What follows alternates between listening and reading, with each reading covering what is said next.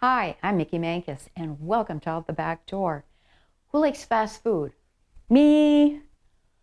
What's your favorite place to go? My pantry! Yes, my fast food is down in my pantry, and I'm going to add something new to it. I'm going to can coleslaw. Yes, you heard me right. I'm going to can coleslaw, so come along with me.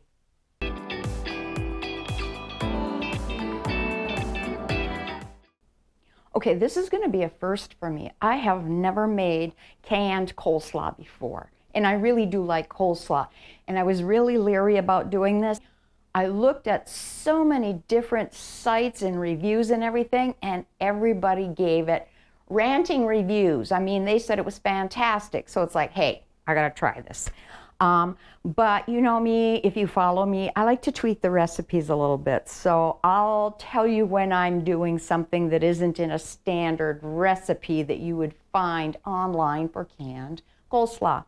First of all, we are going to start with a couple of medium-sized heads of cabbage. I've shredded them up already. Use your food processor if you have one, or a shredder, mandolin, anything like that. This is what I did because I was busy cutting up all of my purple cabbage to make sauerkraut, and I just kept slicing and slicing, and it would have gone a lot faster had I used the food processor. So anyway, this is supposed to make approximately 12-pint jars, and if you don't want to make that amount, just cut the recipe in half and try for 6. So anyway, so I've got 2 medium heads of cabbage that I got out of my garden. I'm going to use a large onion that I grabbed from the pantry, and I still have a couple of bell peppers from my garden also. I've got also 2 large carrots that I've shredded up already, and what I want to do is kind of shred the rest up. This is going to be like an oil and vinegar type recipe to start with, but I'll explain how you can make it creamy after it's been canned and you open it up.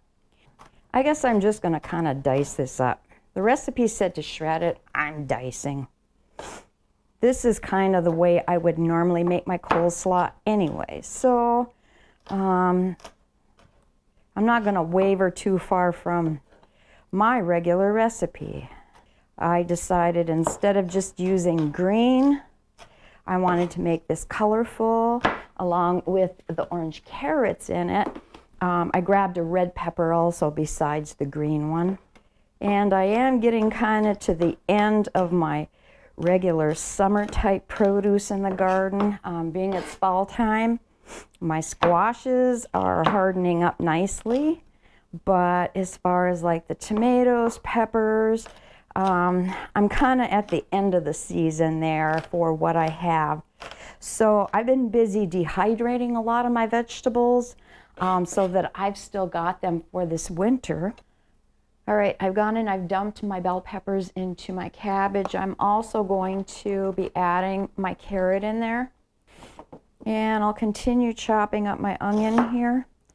When I asked you what your favorite fast food place was, and I said my pantry literally is my fast food place.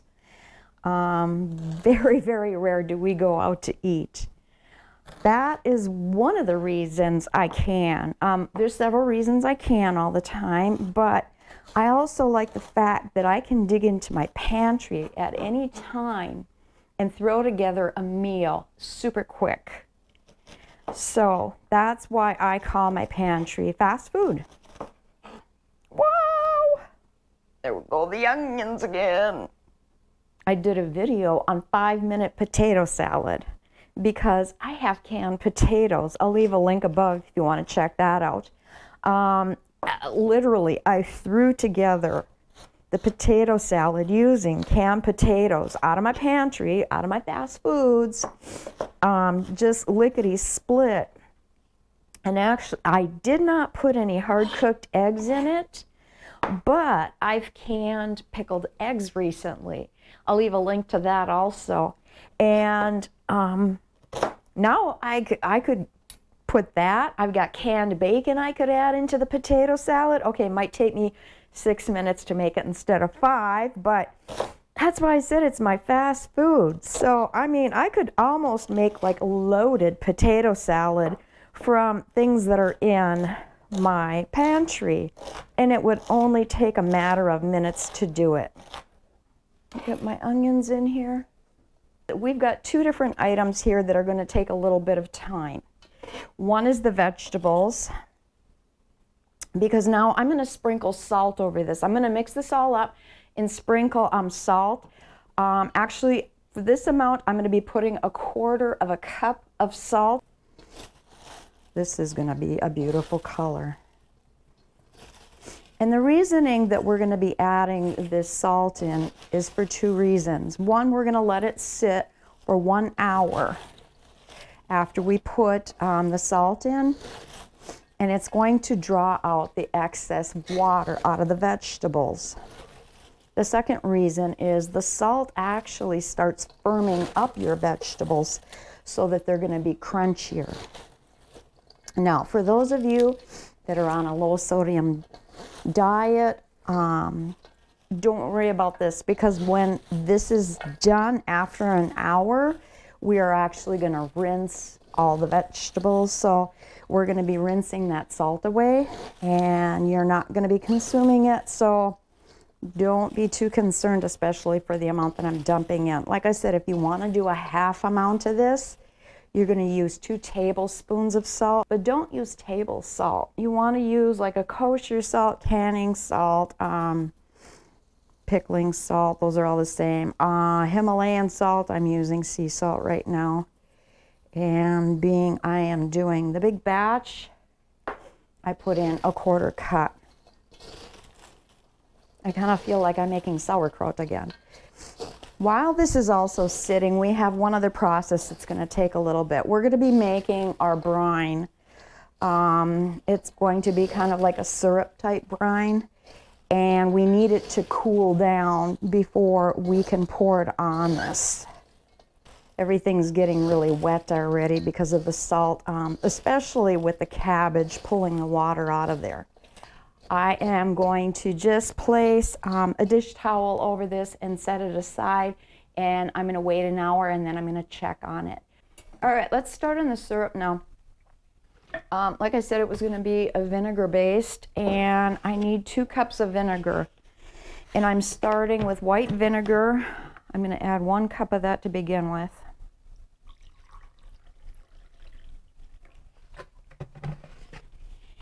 And I'm also going to be putting apple cider vinegar in it, just to give it a sweeter, richer flavor. I'm going to use my own apple cider vinegar that I have made. And it's raw. It was not pasteurized. Yes, there's a mother in there. And I'm going to use 1 cup of that. So I'm using 1 cup of the apple cider vinegar and 1 cup of white vinegar. I'll mix those together. Now, I told you I was going to do a little twist on the recipe. I like pineapple in my coleslaw. So, I canned up my own pineapple, and I am going to be using this in my recipe. And the recipe calls for 1/2 cup of water added to this. Well, I'm going to use the pineapple juice instead. So,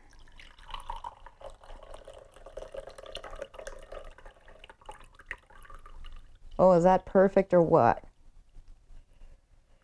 So, the 1/2 cup of pineapple juice that I'm using, if you don't want to put pineapple in your coleslaw, that's fine. All you need is 1/2 cup of water, and I'm going to dump that in with the vinegar. I'm also going to be putting this in with my vegetables that I've got sitting right now. I'm going to make it almost a crushed pineapple. I'm going to cut it up really fine and mix it in there. All right, spices we need in there. We need celery seed. So the celery seed, we're going to need 2 teaspoons.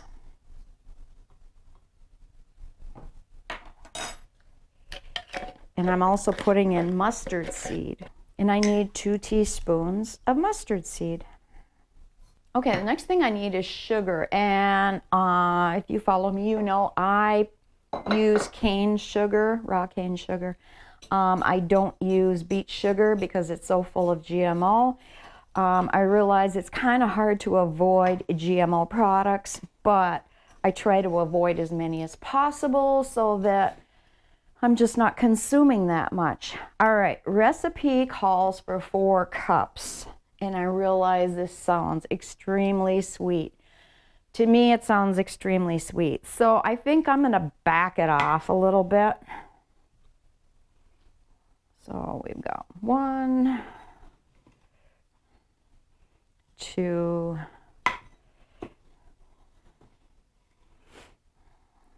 3. I'm not going to put that 4th cup in. I just don't want it that sweet. And being I've added the pineapple juice in it already, I feel that it's going to give that a little bit of extra sweetness too. I am going to get this on the stove top. I'm going to bring it up to a boil. I want all that sugar in there to dissolve. I'm going to boil it for 1 minute, and then I'm going to turn the heat off, and I'm going to let this cool down to room temperature. That's why I said we needed to get our vegetables going and getting the salt on it to pull the excess water out. And then also we need time for our syrup to cool down some because we're going to mix them together then. So let me get this on the burner. It would be really good right now. I'm just thinking of, you know, with the few fresh peppers I still have and the pineapple, stir fry. All right, I'm gonna get this in with the vegetables.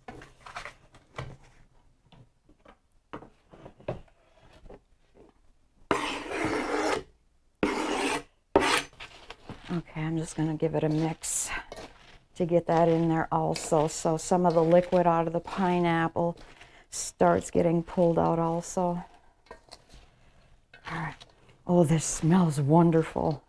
I'll get this covered back up and we will check on it in almost an hour. All right, my brine is cool and this is sat for a little more than an hour, and I am going to rinse it now. And this is what it looks like. So I've got a colander here. I'm gonna set it into the sink. I'm gonna dump this in here and I'm gonna rinse it with cool water a couple of times and let it drain real well. I don't know if you can see in here the amount of liquid that has come off of here, off the vegetables because of the salt.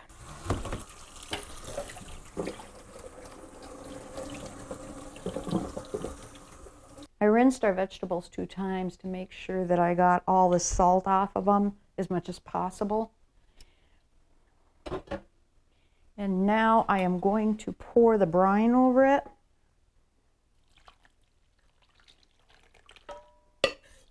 And then I'm going to mix this up well.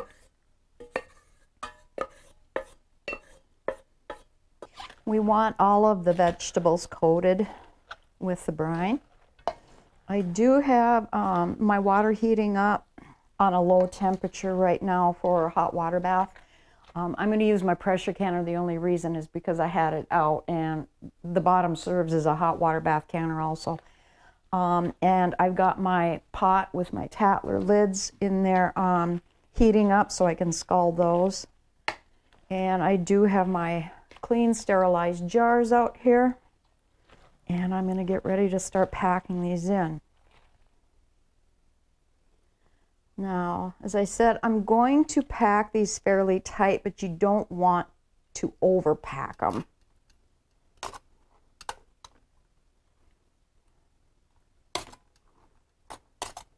And I'm going to leave a 1-inch headspace. I will continue doing this until I've used up all of the vegetables. And then whatever brine is left over in there, I'm going to pour into the jars on top of it. I'm lightly tamping down my vegetables. I thought I made enough for 12 pints.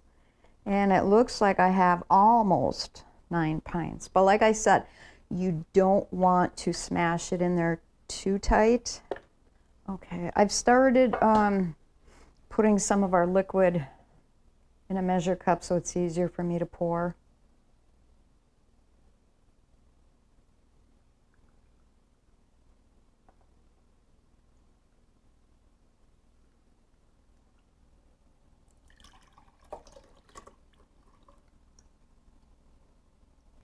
You know, when they said 2 medium heads of cabbage, I wonder what they considered medium size. Okay, being I've got a partial one here, I think what I'm going to do is divvy it up between the other ones so that I have full jars.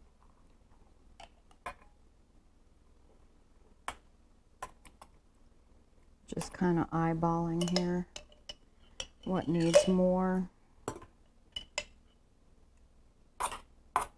I'm wiping the rims really well, especially as long as we've got a sugary type syrup brine that we put in there. All right, I'm using Tatler lids.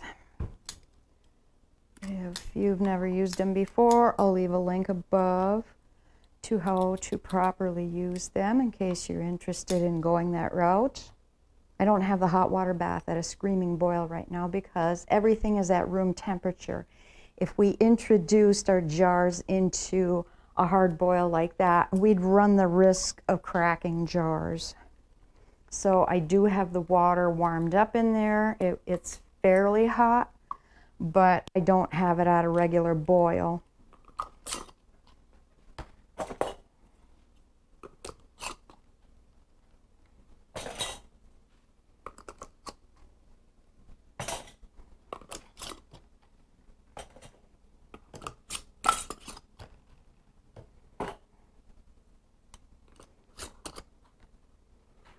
Oh, I'm looking forward to trying this out.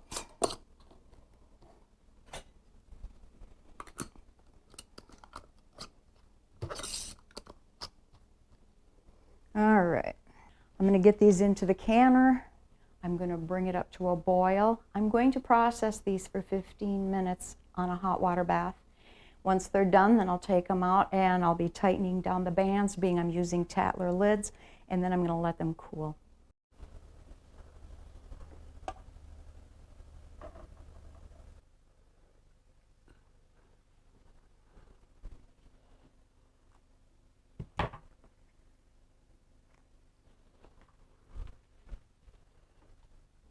Well, we've got all the jars out of the canner, and now I just have to be patient and wait until tomorrow in order to take the bands off, and then double check to make sure that they're all sealed and everything. But I think I'm actually going to open up one of the jars to try it out, and I will share with you then tomorrow. So I'll see you then. Well, here's all the jars of the canned coleslaw. Got them all washed up and everything so I can label them and get them down into the pantry. Now, I did tell you earlier that I would share with you how to make a creamy coleslaw out of this. And what I have read from several different people is they actually drain it and then they'll mix their salad dressing in. I use like Miracle Whip salad dressing when I make my coleslaw. I don't use mayo. Totally up to you what you choose to do. Or I guess you could buy a bottled coleslaw mix and mix it up that way too. But I'm going to try this out.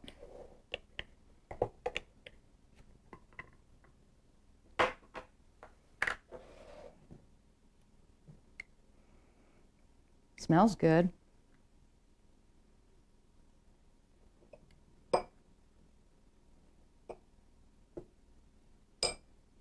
All right. The truth will be on my face.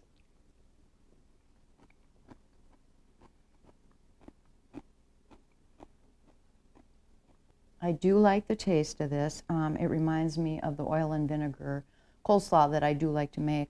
I do make creamy also, but I'm not going to say, oh, this is fantastic, super crunchy and everything else. There is a crunch to the vegetables, the cabbage and but not quite as crunchy as it would be if it was fresh. But I think this would still be good, and it would be a really good fast food in my pantry, you know, to grab off the shelf and throw some coleslaw together. Remember when I decreased the amount of sugar and I went from 4 cups down to 3 cups? I think I'd actually go to 2 cups.